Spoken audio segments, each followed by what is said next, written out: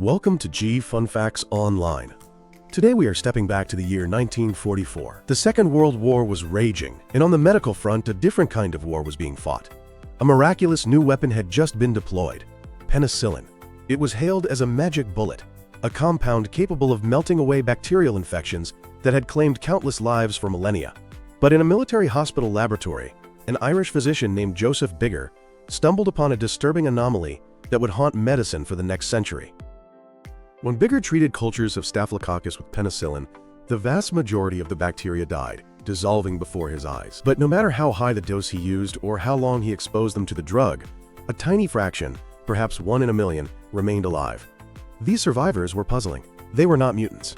When Bigger cultured these survivors and treated their offspring, they were just as sensitive to penicillin as the original batch. They hadn't learned to fight the drug genetically. They had simply slept through it. Bigger called them persisters. For decades, these sleeper bacteria were dismissed as a mere laboratory curiosity, a statistical fluke. Today, however, we know they are the hidden drivers of our most intractable medical crises. From the recurring nightmare of chronic Lyme disease and cystic fibrosis to the global scourge of tuberculosis, persister cells are the reason why cured infections return with a vengeance. They are the ghosts in the machine of modern medicine.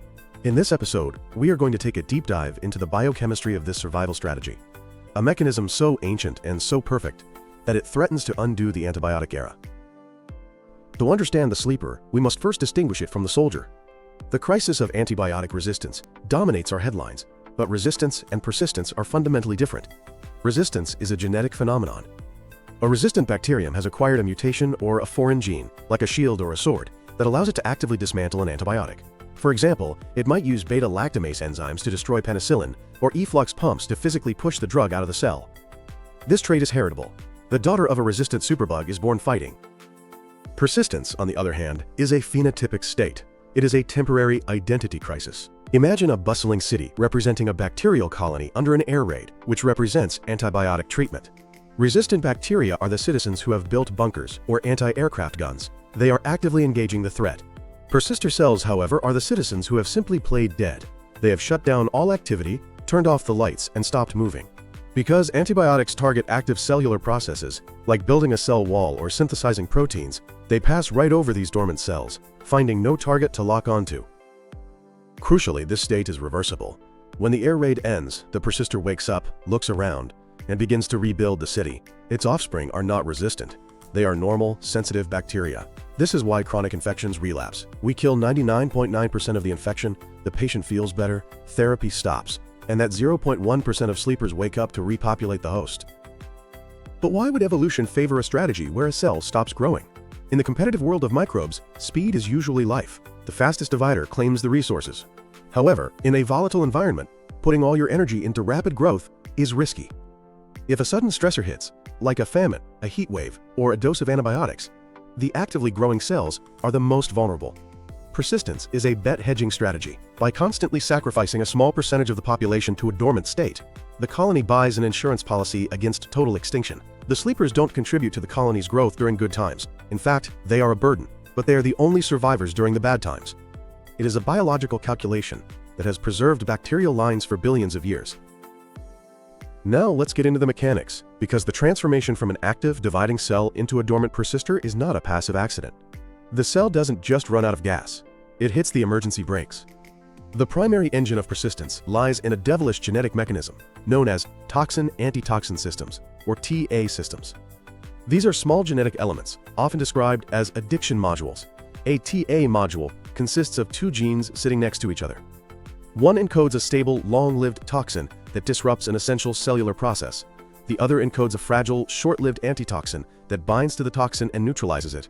Under normal growth conditions, the bacterium produces both. The antitoxin keeps the toxin in check, and the cell grows happily. But the antitoxin is unstable. It is constantly being degraded by cellular proteases and must be constantly replenished. When the cell encounters stress, such as starvation or oxidative stress, this delicate balance is tipped. The production of the antitoxin halts, or its degradation accelerates. The antitoxin levels plummet, leaving the stable toxin behind, unleashed and active. The most famous of these systems is HIPBA, which stands for high persistence. The toxin in this pair is HIPAA, a serine threonine kinase. When unleashed from its antitoxin partner, HIPAA goes on a rampage. Its specific target is a molecule called glutamyl tRNA synthetase, or GLTX. GLTX has a vital job. It loads the amino acid glutamate onto its specific tRNA carrier, which then ferries it to the ribosome to be built into proteins. HIPAA phosphorylates GLTX, inactivating it. Suddenly, the cell has plenty of glutamate, but no way to load it. Uncharged, empty tRNAs begin to pile up at the ribosome. This is the molecular trigger. The ribosome, sensing these empty tRNAs, stalls. This stall activates a protein called relay, which is attached to the ribosome. Relay realizes something is wrong and begins to synthesize a small, potent alarm signal. The signal relay produces is guanosine tetraphosphate and guanosine pentaphosphate, collectively known as the magic spot. This molecule is the master switch of bacterial dormancy. When the magic spot floods the cell, it triggers the stringent response. It binds to RNA polymerase, the enzyme that reads DNA, and fundamentally changes its priorities. It shuts down the transcription of genes needed for growth, like ribosomal RNA and lipid synthesis, and turns on genes needed for stress survival. The result is a comprehensive metabolic shutdown. DNA synthesis stops. Protein synthesis drops to near zero. The cell stops consuming nutrients. This is the sleeper state.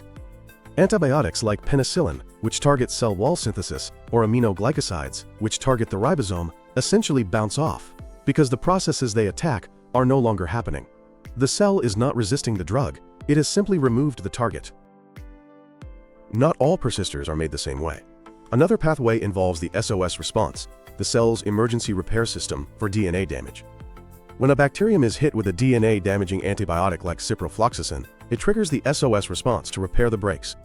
However, part of this response involves turning on a gene called TISB. The TISB protein is a small peptide that inserts itself into the bacterial cell membrane. Once there, it acts like a puncture wound, disrupting the proton motive force. The proton motive force is the electrochemical battery that powers the cell. When it collapses, the cell loses its energy source. ATP levels crash. Transporters that pump nutrients and antibiotics into the cell shut down. The bacterium experiences a brownout.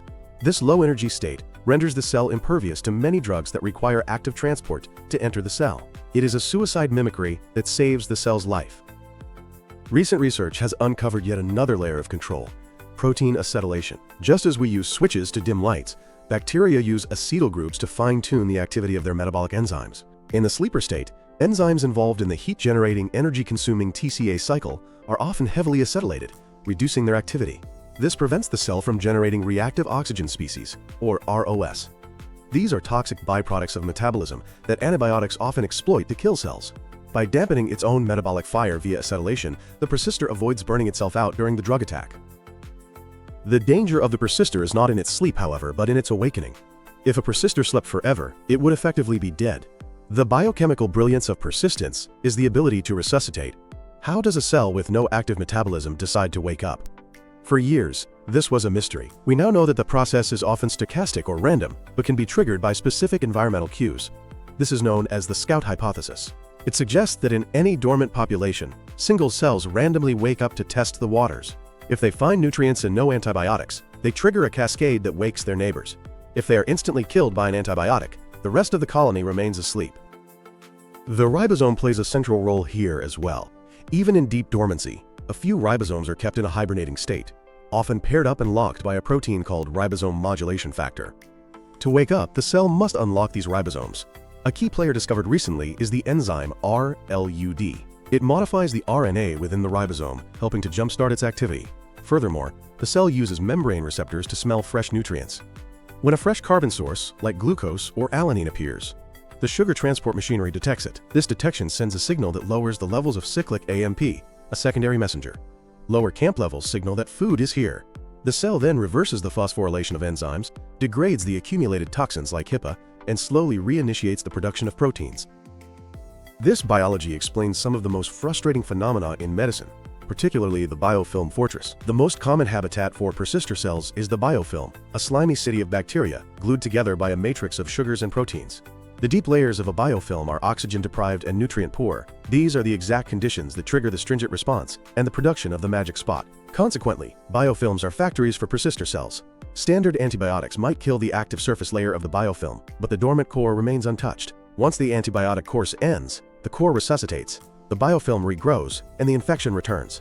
Tuberculosis is another master of waiting. Mycobacterium tuberculosis can hide inside the human body for decades in a latent state, encased in structures called granulomas. The tuberculosis genome possesses a staggering array of toxin-antitoxin systems. Over 80 have been identified, compared to just a few dozen in E. coli. This redundancy suggests that entering and maintaining a dormant state is the primary evolutionary directive of TB. Treating tuberculosis requires 6 to 9 months of multiple antibiotics, not because the bacteria are resistant, but because we have to wait for the sleeper cells to randomly wake up and become vulnerable. Persisters also use our own immune system as a Trojan horse.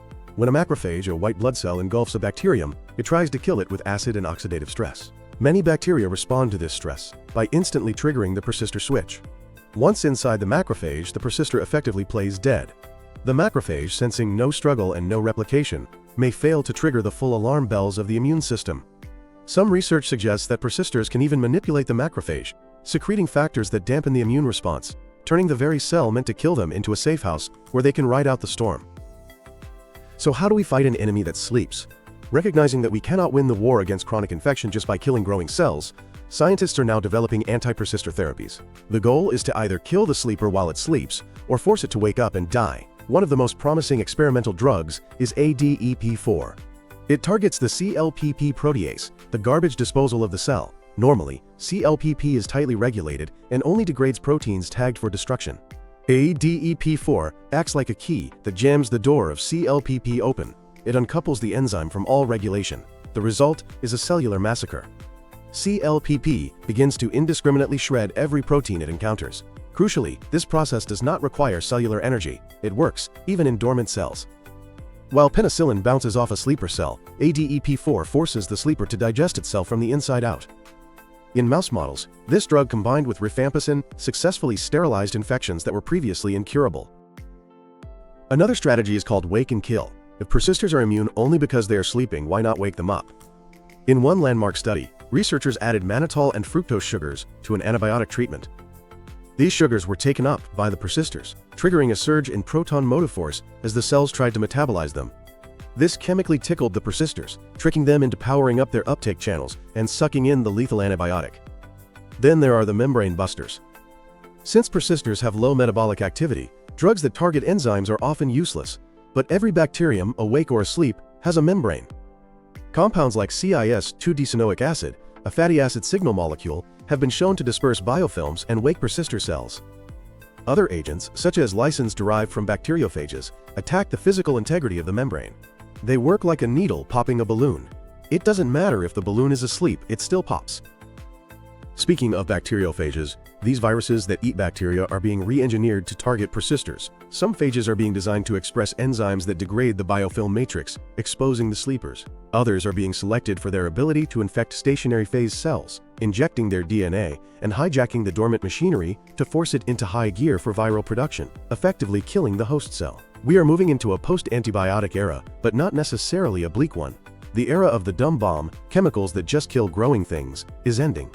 The future lies in smart warfare, drugs that target the behavior, the signaling, and the dormancy of bacteria. Understanding the biochemistry of the sleeper bacteria has fundamentally changed how we view infection. It is not just a battle of numbers, it is a battle of states. We have learned that bacteria are not simple automatons, but complex entities capable of waiting out the storm.